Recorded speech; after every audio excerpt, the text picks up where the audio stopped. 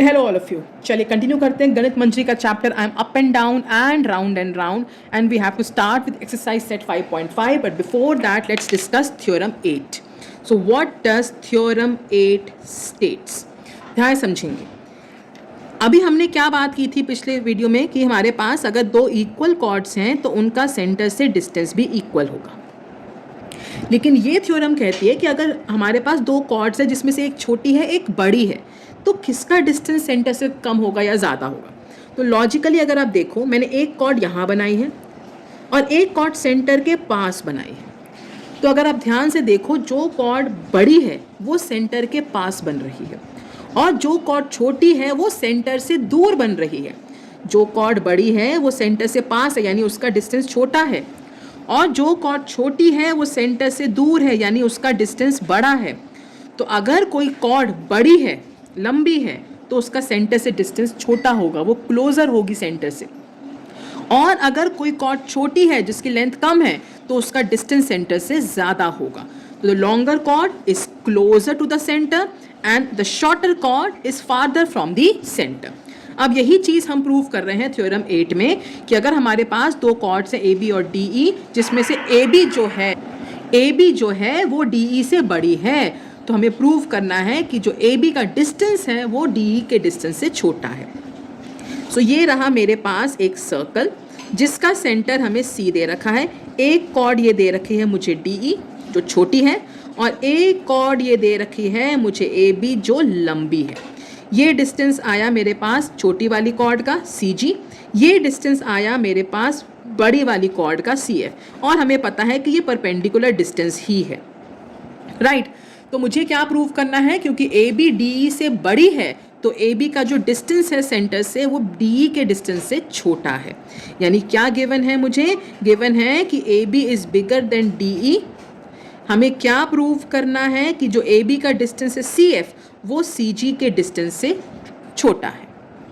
ठीक है जी, बड़ी वाली कॉर्ड का डिस्टेंस छोटी वाली कॉर्ड के डिस्टेंस से कम है, ये प्रूव करना है हमें। चलिए, सो अभी तो हम लगा लेते हैं पहले इसमें बधायना पाइथागोरस थ्योरम। तो सबसे पहले समझते हैं, देखो ध्यान से, कि perpendicular from the centre bisects the chord. तो ऑटोमेटिकली मेरे पास ये क्या आ जाएगा? दो राइट एंगल ट्राइंगल है जिसमें ए एफ क्या है? ए बी का हाफ, और डी जी क्या है? डी ई का half. So proof, C F perpendicular to A B है, तो इसका मतलब ए एफ और एफ बी इक्वल होगा, और ये क्या होगा? Half of A B. Perpendicular from the centre bisects the chord. Similarly यहाँ पे भी C G perpendicular to D ही है, इसका मतलब डी जी और जी ई इक्वल हो जाएगा half of D E. Reason, perpendicular from the centre bisects the chord. ठीक है जी। चलिए, अब आप देखिए ध्यान से, अब हम लगाएंगे पाइथागोरस थ्योरम। मैं इस ट्राइंगल में लगा रही हूँ, इस ट्राइंगल में लगा रही हूँ। तो ट्राइंगल सी एफ ए, इसमें लगा रहे हैं पाइथागोरस थ्योरम। 90 डिग्री, तो A C hypotenuse, A C square is equal to C F square plus A F square, और ए सी तो रेडियस है, let it be R. R square is equal to C F square plus A F square. इस triangle में लगाएंगे triangle C G D, C D square is equal to C G square plus G D square. C D भी radius है, तो ये are square हो जाएगा। R square is C G square plus G D square. अब अगर आप ध्यान से देखो तो ये भी आर स्क्वायर है और ये वाला पार्ट भी आर स्क्वायर है, तो दोनों आपस में क्या होंगे? इक्वल। तो फ्रॉम 1 and 2 ये भी आर स्क्वायर है, ये भी आर स्क्वायर है। C F square plus A F square is equal to C G square plus G D square. C F square plus A F square is equal to C G square plus G D square.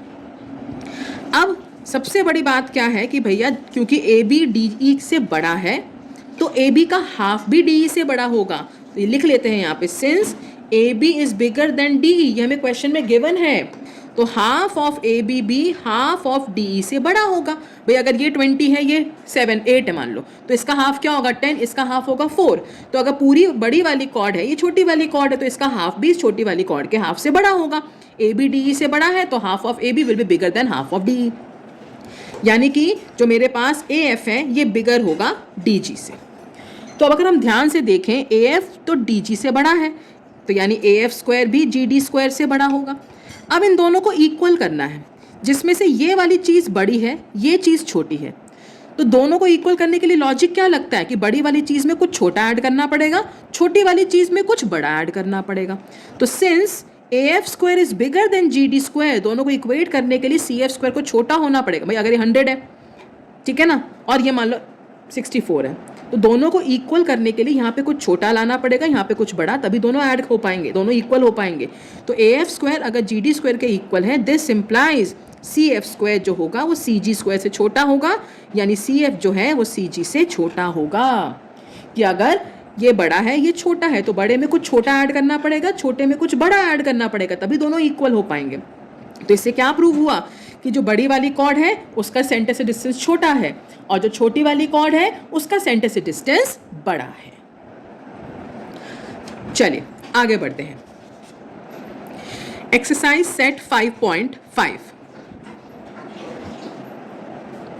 Question number 1, find the length of the chord of a circle where the radius is 7 centimeter and perpendicular distance is 6 centimeter। क्या बोला है question में कि हमारे पास एक circle है, उस circle का रेडियस 7 सेंटीमीटर है और कॉर्ड का जो डिस्टेंस है सेंटर से वो 6 सेंटीमीटर।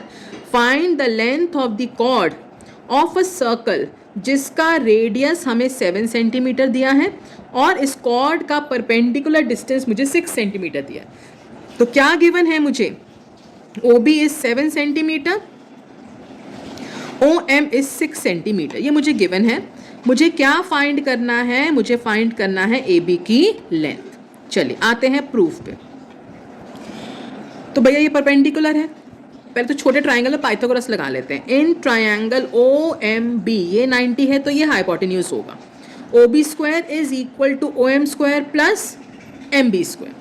OB 7 है, OM 6 है, 7 का स्क्वायर 49, 6 का स्क्वायर 36, ये यहाँ के माइनस होगा तो आ जाएगा 13, यानी कि MB आ जाएगा square root of 13 centimetre. MB आ गया, लेकिन मुझे तो पूरा AB निकालना है। We know that perpendicular from the centre bisects the chord, since perpendicular from the centre bisects the chord, तो दिस इम्प्लाइज AM किसके इक्वल होगा, MB के, यानी AMB क्या आ गया, रूट 13 सेंटीमीटर। अब मुझे पूरा AB निकालना है। AB क्या होगा, AM plus MB, AM plus MB, AM है रूट 13, MB भी है रूट 13, तो AB आ जाएगा 2 रूट 13 सेंटीमीटर। तो मेरे पास आ गई कॉर्ड की लेंथ। मुझे रेडियस दिया था, कॉर्ड का डिस्टेंस दिया था, मैंने पाइथागोरस थ्योरम से MB निकाला, and perpendicular from the centre bisects the chord, तो AM भी सेम होगा, दोनों को ऐड कर दिया, मेरे पास AB आ गया। चलिए आगे बढ़ते हैं। Question number 2, explain why the following statement is true if the perpendicular distance of a chord, ये रही हमारे पास chord, if the perpendicular distance of a chord from the centre is D, तो OM मुझे D दे रखा है और रेडियस मुझे R दे रखा है, देन मुझे प्रूव करना है कि कॉर्ड की लेंथ क्या है, 2 under root R square minus D square. तो क्या गिवन है मुझे गिवन है OB is R, OM is D। मुझे प्रूव करना है कि जो AB है, जो कॉर्ड है, उसकी लेंथ क्या है, 2 under root R square minus D square. बहुत आसान क्वेश्चन है, लेट्स हैव अ लुक। इस ट्राइंगल में लगा रहे हैं Pythagoras theorem, triangle OMB, OB square is equal to OM square plus MB square. OB क्या है, R, OM है D, तो यहाँ से मेरे पास MB स्क्वायर आ जाएगा R square minus D square, यानी कि MB आ जाएगा under root R square minus D square. ठीक है, simple. Now since perpendicular from the center bisects the chord, perpendicular from the center bisects the chord, so AM किसके equal होगा, MB के, यानी AMB हो जाएगा under root R square minus D square. अब मुझे तो कॉर्ड की लेंथ निकालनी है, AB क्या होगा, AM प्लस MB, AM है under root R square minus D square, MB भी है under root R square minus D square, तो AB आ जाएगा 2 under root R square minus D square, hence proved. Same काम जो हमने क्वेश्चन 1 में वैल्यूज़ में किया वही काम हम यहाँ पर अब आर और डी वेरिएबल लेके कर रहे हैं। तो ए बी क्या आ गया, 2√r² माइनस d²। चलिए आगे बढ़ते हैं। Question number 3. In a circle, if the distance of a chord AB from the center is twice the distance of another chord CD from the center. तो मेरे पास ये एक chord है AB और ये एक chord है CD। ये इसका डिस्टेंस, ये इसका डिस्टेंस। हमें क्या बोला है कि जो AB का डिस्टेंस है सेंटर से वो CD के डिस्टेंस से डबल है। तो अगर CD का डिस्टेंस D है तो AB का डिस्टेंस क्या है, 2D। क्या गिवन है हमें क्वेश्चन में कि OM अगर D है तो ON है 2D, क्योंकि हमें क्वेश्चन में क्या बोला है, distance of chord AB from the centre is twice the distance of another chord CD from the centre. हमें प्रूव करना है या कंक्लूड करना है कि क्या CD इक्वल टू 2AB है भी या नहीं। हो सकता है ना भी हो, उन्होंने बोला कंक्लूड कर सकते हैं या नहीं, कैन वी कंक्लूड। तो चलिए लेट्स सी। अब ये चीज़ क्या होगी R, ये चीज़ भी होगी R। अभी हमने पिछले क्वेश्चन में प्रूव करा कि किसी भी कॉर्ड की लेंथ क्या है, twice of √r² minus d²। ठीक है जी, चलिए तो प्रूफ पर आते हैं। लेंथ ऑफ एनी कॉर्ड क्या है, that is equal to twice of √r² minus d²। तो वही चीज़ AB पे लगाएंगे, वही चीज़ CD पे लगाएंगे। तो लेंथ ऑफ CD क्या हो जाएगी भाई, length of CD twice of √r² minus d²।